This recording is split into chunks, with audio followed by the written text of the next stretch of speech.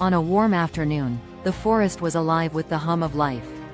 Birds chirped, leaves rustled in the breeze, and somewhere along the bank of a clear, flowing stream, a tiny ant scurried about. The little ant was searching for food, carrying crumbs far heavier than its body.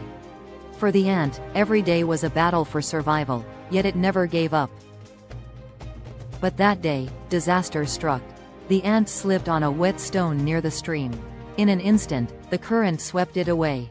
The world spun as the water roared in its tiny ears. The ant struggled, kicking with all its might, but the current was too strong. It cried out in silent despair, certain that its life was about to end. High above on a branch, a dove was resting, observing the world below. The gentle bird spotted the struggling ant, helpless and on the verge of drowning. The dove's heart filled with compassion. Without a moment's hesitation, the dove plucked a broad leaf from the tree and dropped it into the water. The leaf floated gently, landing close to the ant. Summoning its last strength, the ant scrambled onto the leaf, gripping it tightly. Slowly, the current carried the leaf to the shore, where the ant climbed onto solid ground again, trembling but alive. The ant looked up at the dove with gratitude shining in its tiny eyes. Though it could not speak, it knew it owed its life to the bird's kindness. The dove, satisfied, flew away, never expecting anything in return. Days passed, life in the forest continued, as it always did, but fate had not forgotten the bond formed between the smallest of creatures and the bird who saved it. One afternoon, a hunter crept silently through the woods. Bow in hand, he moved cautiously, eyes fixed on a beautiful dove perched on a low branch. He drew his bowstring slowly, ready to strike. The dove, unaware of the danger, sat peacefully, cooing in the golden light. But the ant saw everything.